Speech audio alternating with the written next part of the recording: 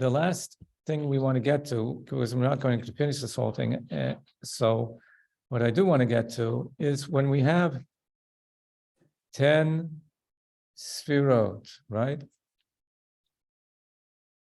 So we said that what are these sfirot? The whole point was to say that these sfirot are not God's attributes, in the sense that it's not his character. He's not made of parts. So you can't say, well, if you put together all these 10, then you have God. That's not the way it works. The way it is that in order for him to relate to a world, that he's going to have a world, there's going to be a world, and he wants to be able to relate to this world and direct this world and be involved, engaged in this world, and those who live within this world are going to be relating to him. So he creates this interface between himself and the world, in which he's totally invested, and the creatures of the world can relate to. So let him look inside. He wants to look inside. Right. So when we say that God is wise, it doesn't mean, oh, if I know what wisdom is, I figured out God. But what it does mean is that God sort of made a meeting place. Since you have what you consider to be wisdom, well, he has something also that he can relate to you, and you can relate to him through this means, sort of a window or a portal. I think the best analogy I always go back to, I gave you before, was the father who wants to play with a small child. What is a small child like playing with? Child's favorite toys are always sticks, mud, water, that stuff. And a 40-year-old man, he doesn't play with sticks and mud and water, but he loves the child. So what does he do? He gets down on the ground and plays with the child. But you can't just play with a child like an adult playing with a child. He has to be able to relate to the things that make the child giggle, what's funny for the child. So he has to giggle along with the child. But it's not enough that he giggles along with the child. He's not really relating to the child. He has to actually feel the way the child feels. So he invests himself. He takes on these types of emotional qualities, that this is actually fun for him. Even though as an adult it's not, but out of the love for the child, he becomes that way. That's really what an adult is. An adult is somebody who can become a child and remain an adult at the same time. But you're really being the child, right? So that's what these 10 sfirot are. When we say that he is wise, or he is chesed, or he is mighty, or any of those, he's benevolent, or any of those is beautiful, it's that he's relating to us in this way. But he's infinite. He could be anything. But he's choosing, but this is the way I'm going to relate to you. And we said it's to such an extent that if you mess around with those midos by not giving when you should be giving, or not being wise, or any of the things that break the mitzvahs of the Torah, you're messing around with those 10 spheres. And it's considered like you're messing around with God, because he's invested himself in this. Like real acting. That's what I had to do today. The real acting, it used to be actors would say, okay, these are the lines, how should these lines be said? And then there was this famous Russian director, Stanislavski, created the method. And the method, there's really only one method, all the varieties of method. The method is that you have to imagine, what is it like to be this character? And you find somebody who's like that character and follow that person around. You start to walk like them, be like them, act like them. How does this person think? And you get your character Bible, which is everything you need to know about this character. What does he eat for breakfast? Where did he go to school as a child? Nothing that's in the story, but you need to be this character. So once you're totally invested in the character, of course you're going to say the lines right. You don't have to think about it, right? That's how we do acting. So it's a good metaphor, analogy for what these 10 spheres are. God is saying, well, this world I'm creating, it's going to be in this way and that way. I need to invest myself somewhere. How would I behave within such a world? That's me. So I'm just summarizing or paraphrasing or rephrasing what we've been talking about in the previous, four classes? 4 classes. Now I want to talk about something very interesting about the 10 spheres. And for that, Rabbi Solish got me a whiteboard. But you might want to do this yourself on a pen and paper. There's going to be 10 spheres, right? Now, initially, there's 10 spheres. So what do? You just there's going to be Chachma, and we draw circles, but even though they're not circles, they're qualities, modalities. But there'd be Chachma, and then there'd be Bina, and then there'd be, just different spheres. That's it, okay? This is what they are. And there's 10 of them. I can't count very well when I'm looking upside down, but say there's 10 of them. Did I get 10 or did I get 9? Oh, okay, but okay, it goes down further, okay. But remember, what's invested in these 10 spheres? Infinite light. And everything is there. So what's going to happen is, so this infinite light is coming and it's entering first into the sphere of Chachma. Okay, I'm writing backwards. Chachma. Okay. I hope no, I probably got it wrong. Right backwards. But anyways, it comes in the sphere of Chachma. It's infinite light. Well, no problem. Chachma is koach ma. That's the power to ask what, right? It can handle infinite light. It's the entry point for infinite light. So that's not a problem. The strength of what? Of ma. Of what? So that's the ability to question. Chachma, koach ma. The power of ma. Wisdom is the ability to ask a question on anything, on absolutely anything. You say, but why? There was a yeshiva boy who was going Bachers. They matched him up with a nice girl, but now he's going to get interviewed by the father-in-law to be, and the father-in-law to be is expecting a great Torah sage, and this guy, he's not that kind. So he asks, what do I say? He can ask all these questions. What do I say? What do I say? So his friends tell him, no problem. Whatever he asks you, just say, stroke your beard like this and say, but what difference does it make? Okay, so he goes for the interview, and the father-in-law says, I have this problem in between. It says over here like this, says over here like that. What do you think? Strokes his face, says, well, what difference does it make? Oh, that's true. What difference? Well, if it would be like this, then we'd have to say that. But if it would be like this, then we'd have to say like that. So what difference does it make? And it goes on like this. And at first, father-in-law thinks this man is brilliant. What difference? He has to think, and he's getting to think. But finally he says, what do you mean what difference does it make? I told you what difference does it make. What do you mean what difference does it make? What difference does it make? You ask me the question, you ask the wall. Okay, I'm sorry, I had to throw that one in, lighten things up.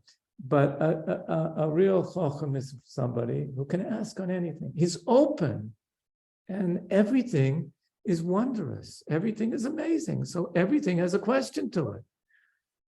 And then each thing you can ask, what difference does it make? Okay.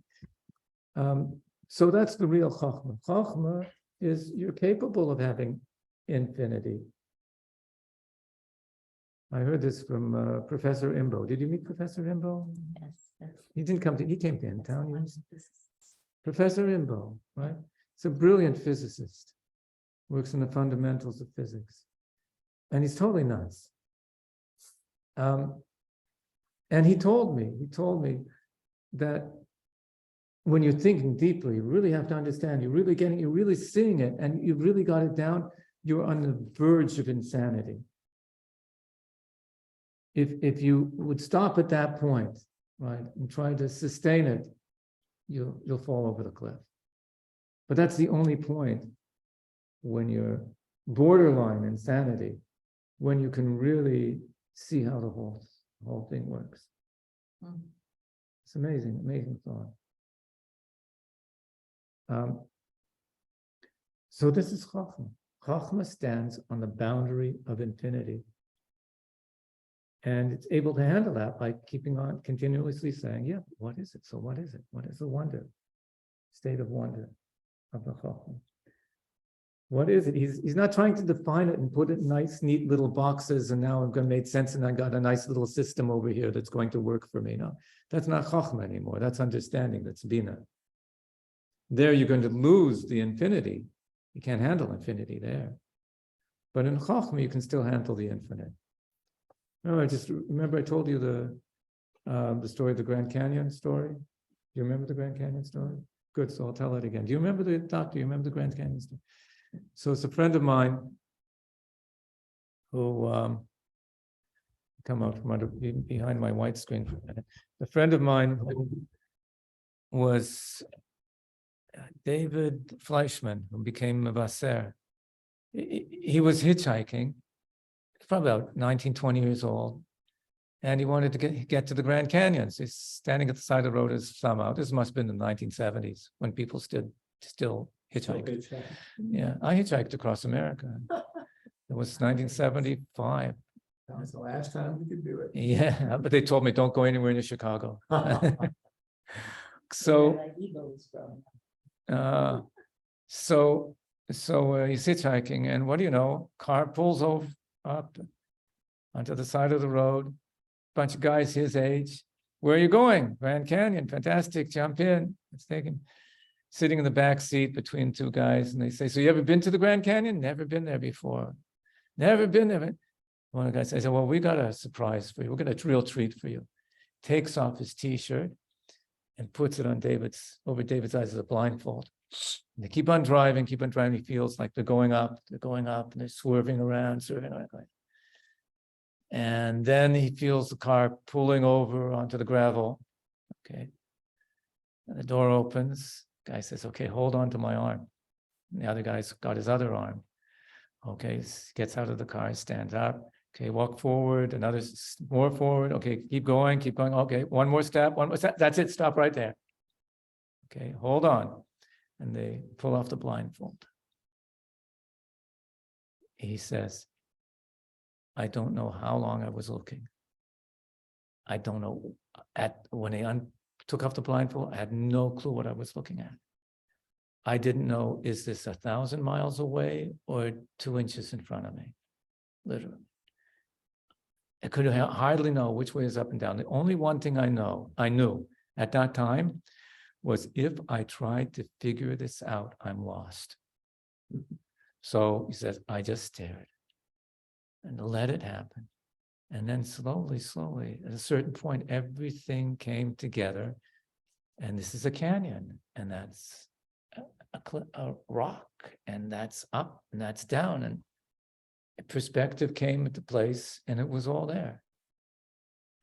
So that's that point where he said, I'm not going to try to figure this out. That's Chachma. So at the point of Chachma, way up there, you can handle the infinite. So the infinite light comes in, and Chachma can handle it, except for, that's the Chachma that's receiving, like getting wonder and so on. The Chachma that has to transfer information to Bina, that starts, can't handle it. It's like fragmenting. And we say that's where all the sciences of humanity come from, are from the sparks that fell from the lower part of Chachma that couldn't handle the infinite light. And then Bina comes along, and Bina, trying to write, no, that's Going left, right. Bina. Okay, so Bina comes along, and Bina has to get this light that came to Chachma, but it's getting, because Chachma was able to accept most of his light, so it's getting the light that relates to Bina and all the other spheres afterwards. So Bina is sort of handling this, but again, sparks fly off. And then we get to Dat. And at sphere of Dat, all hell breaks loose. Because at Dat wants to like realize this, know this. What is this? And it's getting infinite light. And it's getting all the light that belongs to Chachma and Bina that fell as well. And so Dat shatters. At least the lower part of Dat shatters, sends this light to all the infinite light that belongs to the sphere above and to Chesed, Gevurah, Tiferet, all goes down to Chesed, and Chesed also shatters. The light from each one just goes away, goes to Gevurah. All of these shatter. Somehow, at the very bottom, Malchut, the 10th one, is rescued. There's a whole story behind that. I mean, you read the books of Kabbalah, it sounds straight out of Star Wars, I'm telling you. They say that before the light got to Malchut got some strengthening from Chochmah and above, so it was able to handle, so Malchut did not shatter. But everything else in between shattered. And this is the world of Tohu, called the world of Tohu. Arts Haita Tohu Vohu, a world of Tohu. It gets translated as confusion, but it's a world that exploded, destroyed, self-destruct, because it could not handle infinite light. But when you consider that, I mean, each one of the sphere was the absolute perfect form of Chesed, the perfect form of Gevurah. Each one was itself in its perfect state, but they, in a perfect state like that, they couldn't handle the light. So the way it's described, it's all, of course, very metaphorical, is that the fragments of this containment of each one fell below. The light departed, and the fragments fell below, and they became organized next as the world of Tikkun, which is the world of emanation, of Tikkun. So now I'm going to draw this. I can't draw it backwards. But the way we draw, in order to illustrate the world of Tikkun, of course, it doesn't look like this. That should be quite obvious. It's like saying, well, let me draw the relationship between your intellect and your emotions. Well, let me draw your emotion. I can't do that, right? There's a two-dimensional representation that's meant to assist us, like a model, a two-dimensional model. You've got it right there. Okay, so now what happens is that Chochmah and Bina are next to each other, and that in between. Chesed, Gevurah, Tiferet. That's sorry, I didn't leave myself enough space. So we're going to try again. Make this small. See, Chochmah, Bina, Dat, Chesed, Gevurah, Tiferet, Netzach, Hod, Yesod, Malchut. Okay. Please do not read anything into the variable sizes of the circles. This means nothing. What's different about this? Well, they're organized, right? But that's not really the difference. The difference is this. Draw 12 lines that will connect all of the sphero together. Okay, let's try. 1, 2, 3. Okay, about 3 lines. 4, 5, 6, right? And then 7, 8, 9, 10. 11. Oh, sorry, I'm going to the wrong place to go to you. So 11, 12. That's how it works. Those are the 12 lines that connect them. That's very interesting, because if I would draw a cube, like this is a cube, you know, if you draw a cube, you draw this, and then you try to draw another cube there, And then you draw lines connecting. How many lines do I have? 12 lines. Have 4 for this square, 4 for that square, and 4 lines connecting. That makes 12. And by the way, if I draw a Magen David, 1, 2, 3, 4, 5, 6, 7, 8, 9, 10, 11, 12.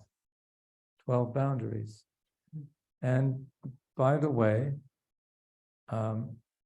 if you go into Parshat Maseh Matot, when it describes the boundaries of the land of Israel has biblically 12 boundaries.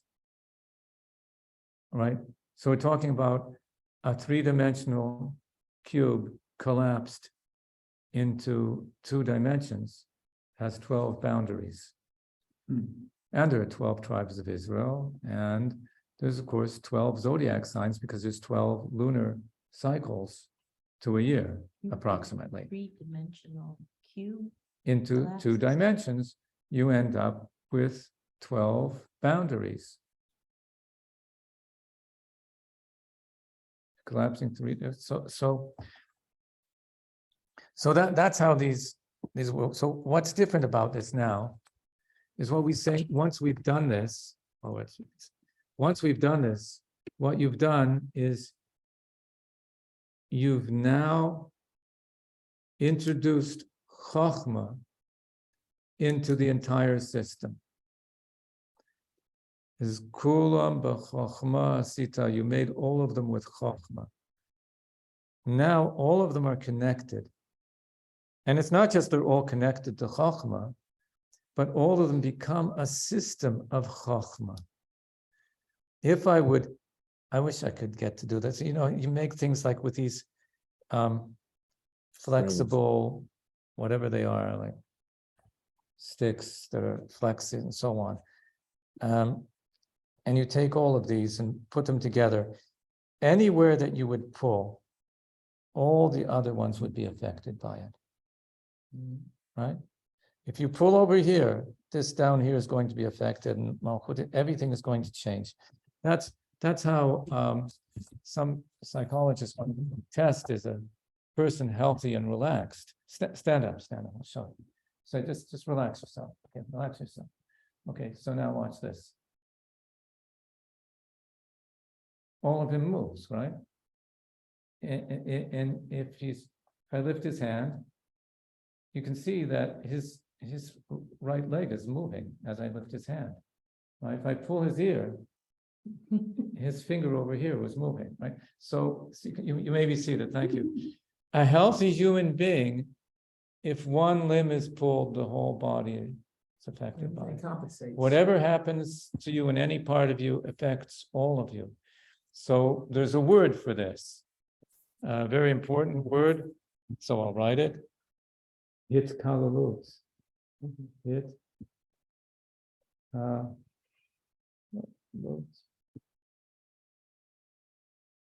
Hitkalalut means like kolel. It's all inclusive and so on. But I think the best translation of hitkalalut in English is harmony. Everything's in harmony. And each thing feels the other. So now, Chokhmah, the whole thing is drenched with Chokhmah. Everything is feeling like a system of Chokhmah. So the interconnections, everything. So as soon as Chokhmah has something, all the others feel Chokhmah has something. It passes on to Bina. It's felt within the whole system. What's ever happening in one place is felt to the whole system. So now this system, infinite light can enter this system. Again? Infinite light can enter. Because we said infinite light can enter Chokhmah, and this whole system is made with Chokhmah.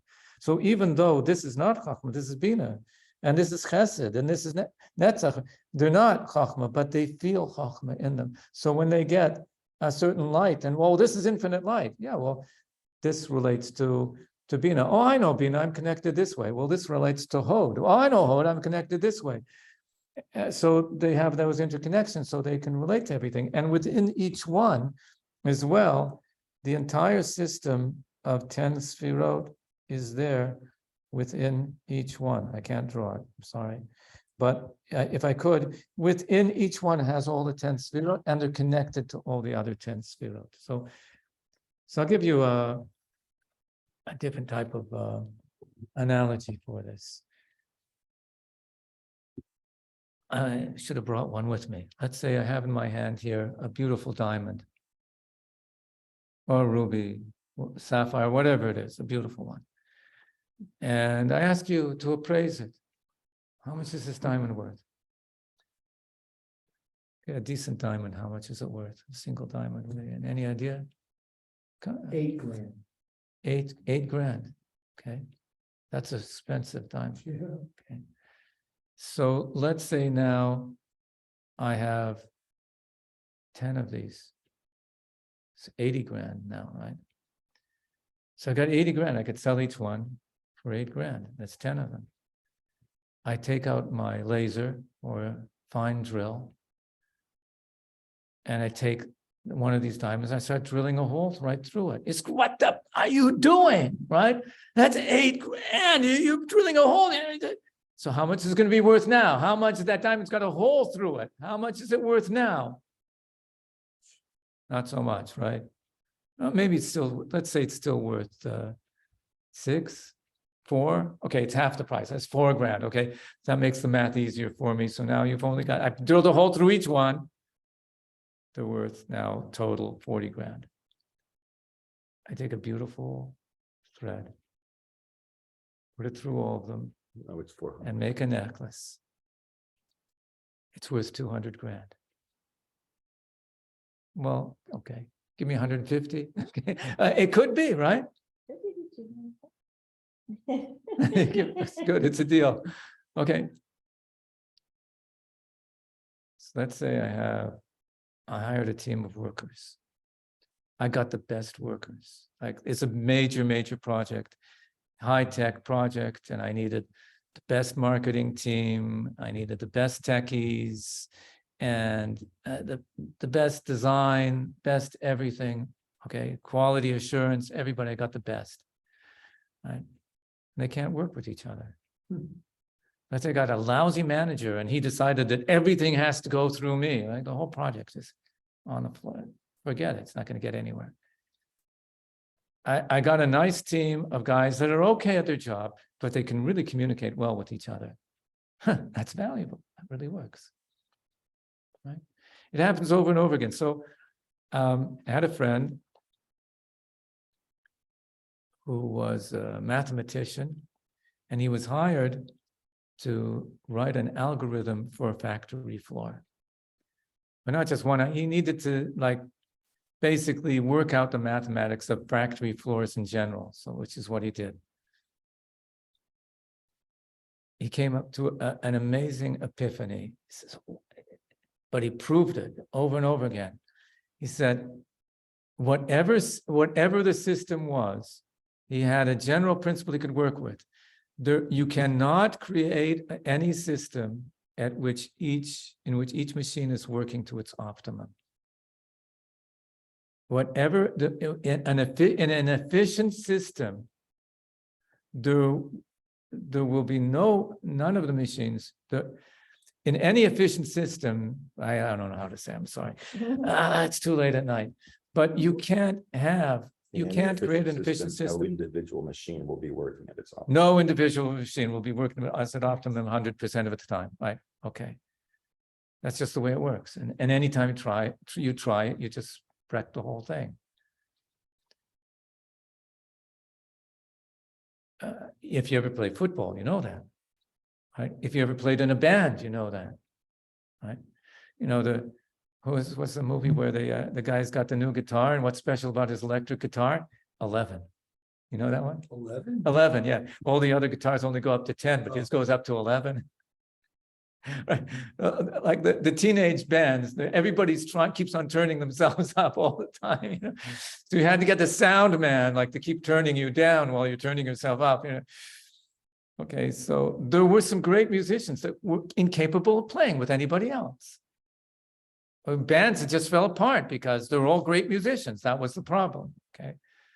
So just like in football, just like in a band, just like in business, if you have everybody always working to their optimum, it falls apart. Everybody says, I've got to be the hero. I've got to be the one to win the game. Nobody's going to win the game. He was a quarterback for I don't know, I don't follow football in America, but he was a quarterback. He told me that when you catch the ball and you're going to run and make a touchdown, the last thing you want to think is, I'm going to make a touchdown. Because as soon as you think, you've lost the game. It's all about the team. Wow. You can't think otherwise. Okay.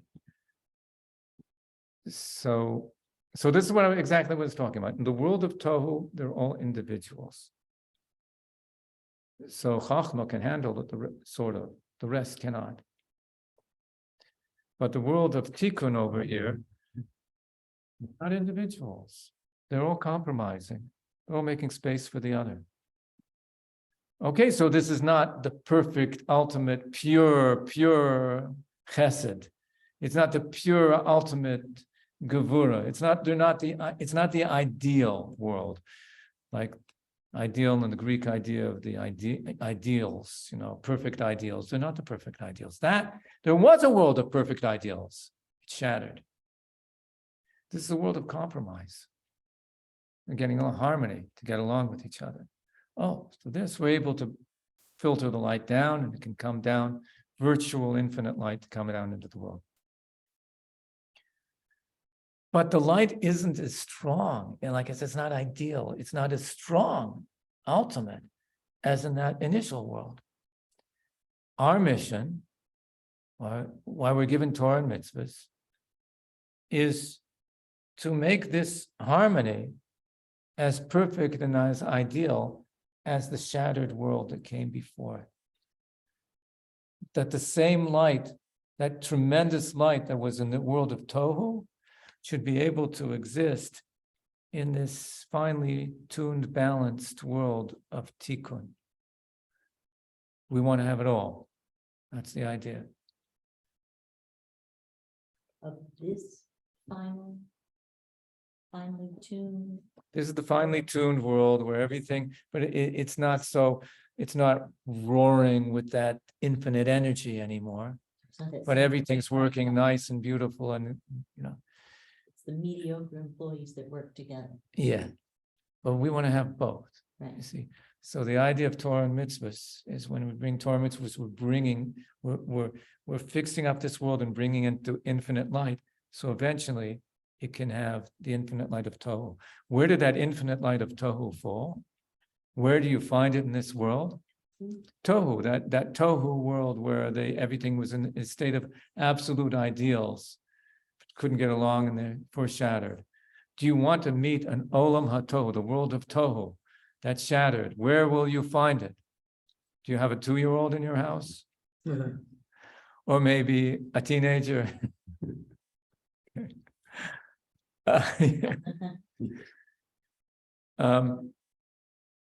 So actually, our whole world is made of artifacts of the world of Tohu, that shattered world.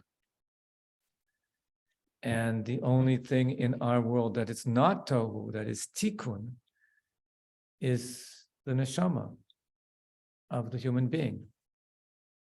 So the godly one. The what? The godly one. Yeah, the godly soul, but even the rational soul of the human being is in a certain way like that tikkun, which explains what human beings do. Human beings go around making connections, tying things together. Tohu is all fractured, all apart. And that's what our world is, a fragmented world. I'll back up. Let me just back up and then come back to that again. Back up a little. This was one of the few things you could call real innovation. The Arizal, Rabbi Yitzhak Luria of Tzfat, he was the one who explained the shattering of the world of Tohu. He looked in the Zohar. There was a passage over there at the end of Parshas Vayishlach about the kings of Edom that ruled and died, and nobody understood what the Zohar is talking about.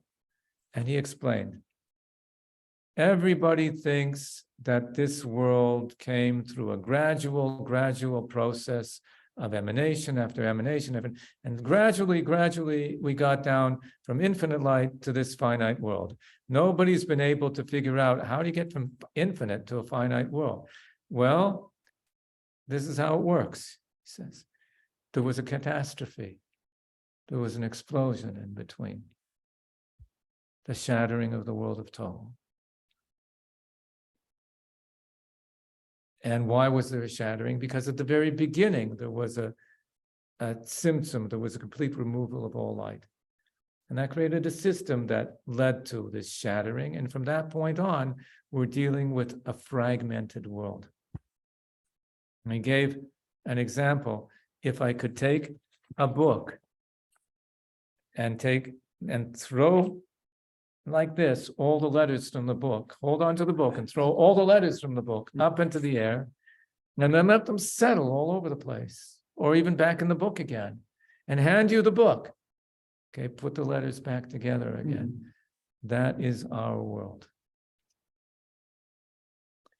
And that explains why a businessman can go to Chile and West Germany and Taiwan and put together some business deal that creates this tremendous new value for everybody else.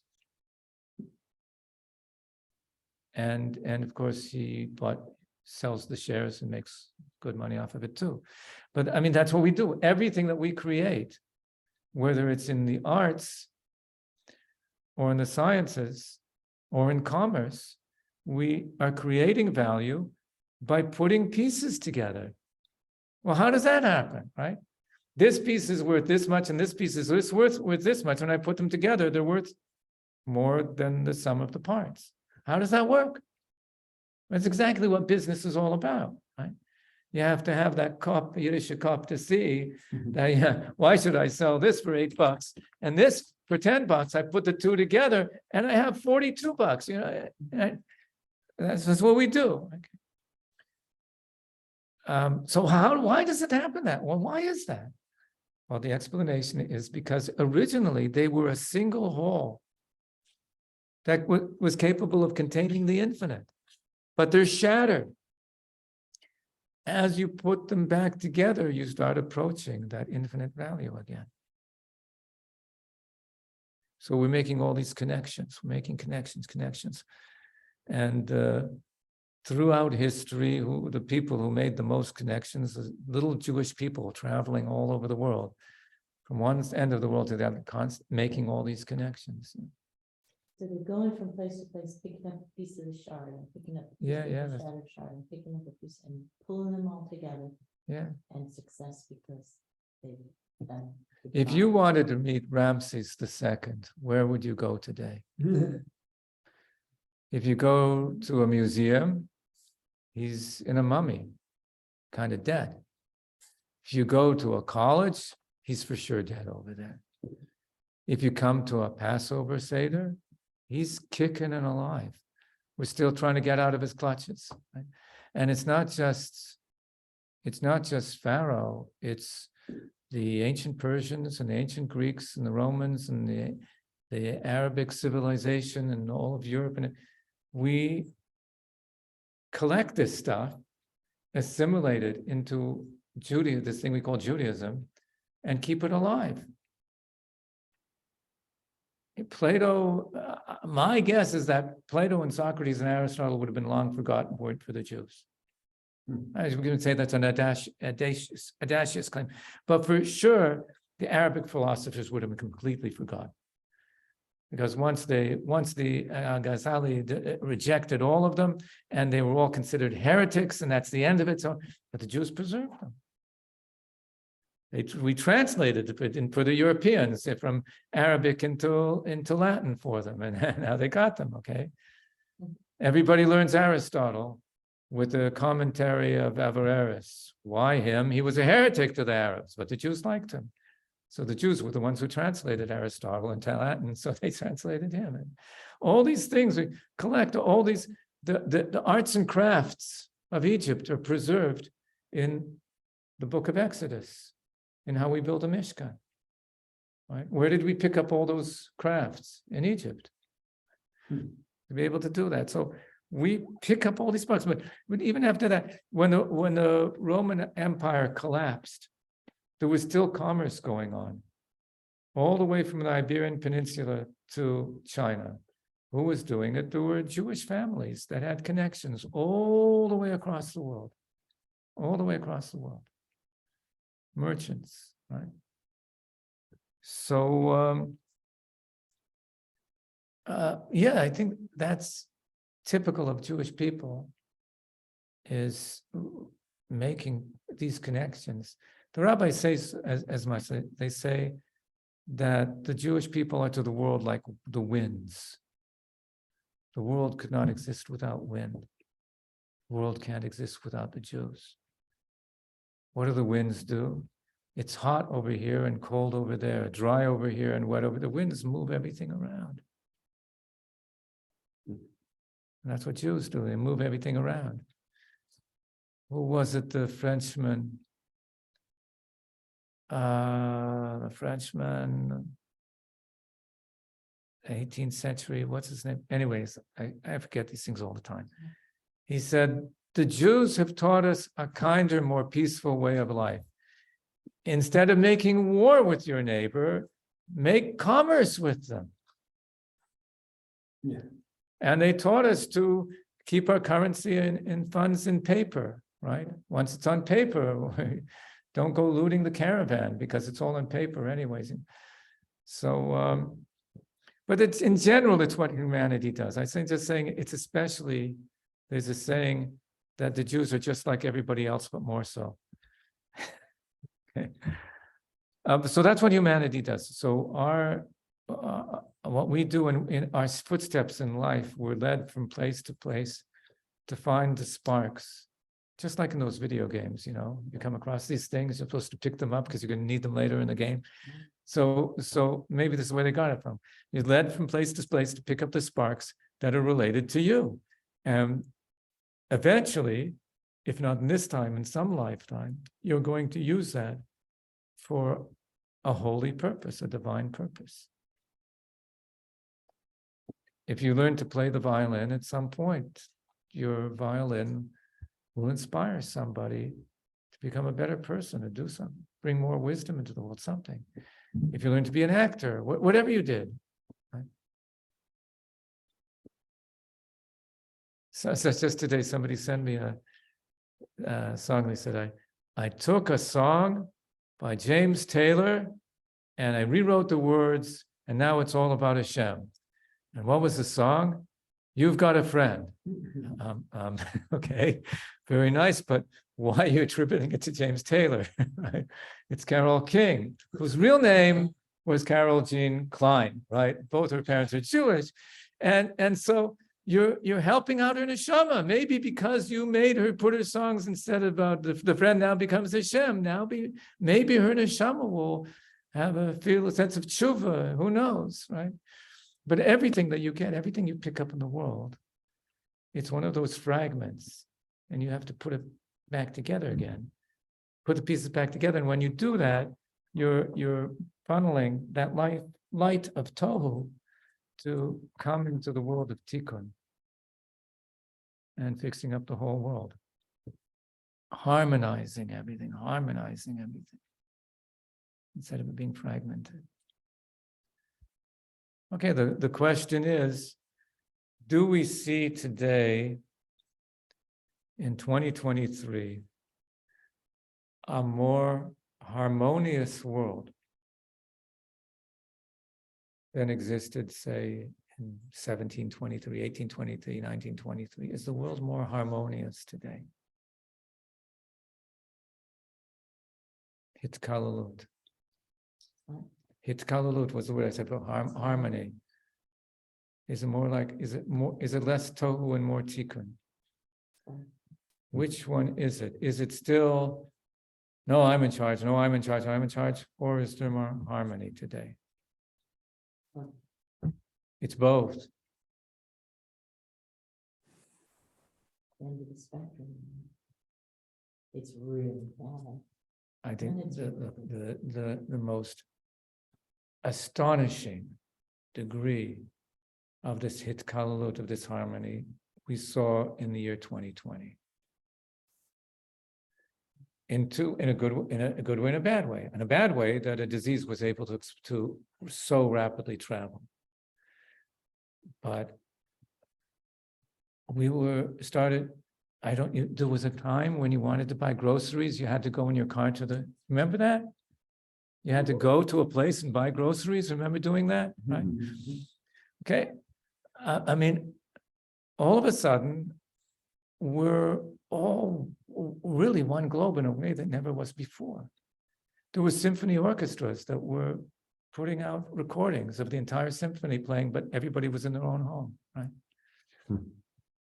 The videographer who came over today, I said, but the director's in New York, no problem. No problem. The director could see everything that was happening and direct us. We heard his voice. I keep on telling myself, he was not here. He was in New York, but it felt like he was here. So there's this hitkalalut. And what happens in one part of the world immediately affects everywhere else. So what we see in your face is the tohu, the fragmentation. We see it far more vividly than you ever did before. Like, how could a country do that? That's not your land. Why are you walking in there? But nobody was astonished by those things before. There was nothing astonishing of one country saying, I'm going to take over the smaller country. Of course, that's what happens, right? All of a sudden, it's astonishing to us. Because now we see everything, and we don't see it months later, we see it immediately as it's happening from some guy on the floor who's got a cell phone and he's showing it to us. So the hitkalalut of the world today is really astounding. But we see much more vividly the fragmentation of the world. But it seems to me, from a rational perspective, that it's impossible to deny the astounding level of harmonization that's happened in the world. That all these countries are the number. First of all, despite everything that's happening, there's far more peace and far less casualties of war than ever before in history. I remember Korean War. How many people died in the Korean War? Roughly 3 million. altogether. 3 million. Okay, so now you've got a country throwing its soldiers out as like cannon fodder, and that's it. Like, well, let's see how many we can kill in a day, you know. And they still haven't approached 100,000, I don't think. How many? I don't know. I don't know what the numbers are. They're trying to get there, yeah. Okay, but it doesn't approach Vietnam. It doesn't approach the number of casualties in Vietnam. Or when Iraq and Iran had a war in the 1980s, when 1 million people died in like 2 years, whatever. It's crazy. So since 1990 or so, the world is, and besides the fact that if you were born 100 years ago, your chances of getting to 10 years old was about 50-50. So today, infant mortality throughout the world, like in the countries with the highest infant mortality, is still lower than what it was in the most advanced countries 100 years ago. Right? So tremendous change has happened, and it's because of this network. If Ukraine is the breadbasket of Europe, right? If Ukraine was at war not long ago, before the Second World War or later, right? War happening in Ukraine, there's famine. Not just in Ukraine, all over Eastern Europe, there'd be famine. Because that's where we get the bread from. Right? So, yeah, so we're blinded by all the bad news, whatever, but there is this hitkalalut. So the Kabbalist will tell you that this is the effect of people doing mitzvahs. When you learn Torah and you do mitzvahs, you are fixing up the world of tikkun, you're taking all the sparks of tohu, you're tying everything together, and you are thereby affecting this world from a very high place. Anytime you make a tikkun somewhere and find something and use that for kedusha, you're making a great tikkun for the entire world, and it's affected by that. So the Baal Shem Tov said that all the wars in the world are a reflection of the relationship between man and woman. A husband and wife are not getting along, there's going to be a war somewhere. They make peace, somewhere in the world, peace happens. There's only one war in Ukraine. You know, there's a lot of little battles happening, they're all marital fights. I don't know how it works, but somehow, each one of us is a microcosm of the entire world. So what's happening in us somehow gets reflected in the whole world. And a person is a husband and a wife. What? Butterfly effect. The butterfly effect. It's not a big world that gets cut up into little pieces. It's a world in which each individual is the entire world from a different perspective. And I said this, I think, in the first class, each point in space is the entire universe from a different perspective. Each point in time is all of time from a different perspective. And each individual soul is all of life from a different perspective. That's how the world, because the world begins as one point, so it continues that way forever. I saw a nice quote from Blaise Pascal. The world is a circle in which the circumference is nowhere and the center point is everywhere. I don't really know what he means, but it sounds brilliant. So the world is circles whose circumference is nowhere and center point is everywhere. So yeah, each point of the universe is its center.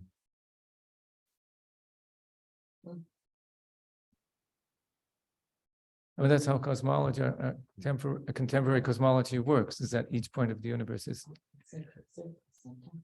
Oh, you can't really, but wherever you are, you're at the universe's center.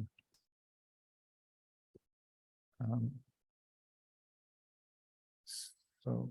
I'm surprised that Sam thought that the Earth was the center. And the Earth is at the center, yeah. Wherever you want, you are the center. Somebody asks, where is the center of the universe? You. It's a Mishnah. Every person has to say, the world's created for me. Why was it for me? For me to fix it. So if you see something, this thing entered your world. Why would it enter my world? Must be that I have to fix it. But I don't know how to fix it. I don't know. If it came into your world, there must be something you can do about it. It's impossible that it came into your world. I don't think that means every single email I get asking me to give to this. That's a lot. I don't let them come into my world. That's what you wanted. Okay, but that is the point that we are here to make this tikkun, and the tikkun is to create harmony between everything, and everything that we do, every human enterprise is creating harmony. And if you find yourself in a situation where you think that the only way around this is by creating discord, you're most likely wrong.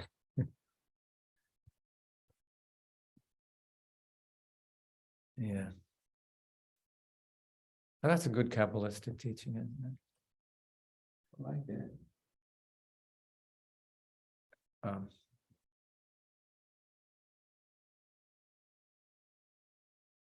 remember there was an older gentleman in Toronto.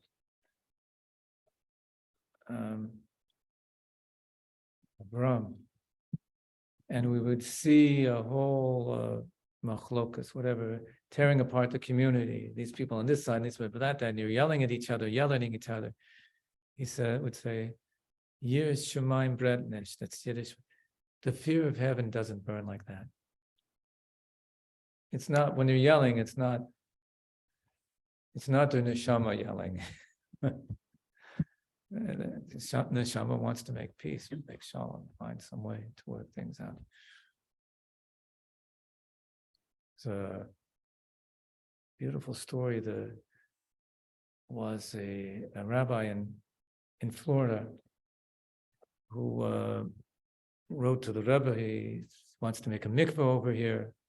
I know this. Okay, you know the story. So he goes by making the mikveh, and there was another rabbi there who did everything he could to oppose it, make difficult, and take him to Beis Din, take him to court, and wreck everything, and so on. And it's total disaster. So, but finally, he won the case and got his mikveh. Okay, then he came to the Rebbe and said, "I want to make a shchita here. We should have a shchita in Florida, and have a heksher, and so on. But you can't be just one rabbi. You should have other rabbis on the board." Yeah, the Rebbe said, "You know the rabbi who was fighting against you about the mikveh? I think you should get him on board." Well, him, yeah, it would be fantastic. No. But he did it, okay? And there was one rabbi whom the Rebbe wrote, "I know you opposed me on this and opposed me on that, but I have another project, and I hope you can work together with me on this one." Okay, that's how you try to do things, right? Genius. We like to say, okay, I figured it out. This guy's my enemy, and this guy's on my side, right? Doesn't work that way. Doesn't work. First of all, the guy you think on your side, you don't know what's going to happen with him, right? But you try to make everybody find some way that this person works in your life. We have a natural inclination to say, the people who are with me, I like them. People who are not with me, they're taking up space in my universe, and I can't stand that, right? It's called intolerance. The word in Hebrew, we say sinat chinam, which means unwarranted hatred. In English, we say intolerance, right? You can't stand this person because this person takes up space. In other words, he's not a member of my tribe, doesn't work for me, I don't work for him, if nothing, what is he doing in this universe? So that's tohu, that's the world of tohu. And the world of tikkun is, what do you say in the world of tikkun? What do you say about somebody who doesn't work for you, don't work for him, you have nothing to do with him? What do you say about that person? If you're a chacham, what do you say about that person? You collaborate. It says in Pirkei Avot, Ezeu chacham halomed mikol adam. A wise person learns from anybody. So he looks at this person and says, what could I learn from this person? But there was Stalin too, right? Oh, this comes. What can I learn from this person? Oh, the Rabbi helped that one. If the Rebbe gave an example of somebody, if you were a salesperson, somebody walks into the store, you look at this person, I don't like this person. I don't like the way he moves his nose. What do you look? You look at, what could I help him buy? What is it that he needs? If you're a good salesman, if you're a bad salesman, it's how can I make money off this person, right? That's not good salesmanship. Good salesmanship is, what does he need that I can help him with? It's another way. So both are good questions. What can I learn from this person? What does he need that I can help him get? So that's hitkalalud. There we becoming the world of tikkun. You're fortifying the world of tikkun, from which all worlds emanate, and therefore you are healing the world. It could be a tiny little thing, one small thing. We don't know what it is the world needs. One small thing, and you could stop the war in Ukraine and knock some sense into the heads of the leaders of China and fix up everything in America at the same time. Okay, that's Kabbalah for you. That's the class, and hope you gained. And that's it. Thank you, everybody, for coming. Any questions from the Thank you. people in boxes? No, that's it. You're Okay. not gonna read, your prepared handout with this outside, I think you don't need the inside. I didn't read from the handouts, but you can take them home. Can you, make some distinction between the two, like the two handouts you read? One is really a preface to the second. The essay is the preface to the Patach Eliyahu, which both of them need more work. They're both a work in progress, which is why they're not published. In another 20 years, maybe. Okay. For the compactness. Okay. Okay. Thank you, everybody. Good evening. Laila Tov. Until Yeah. That's a perfect.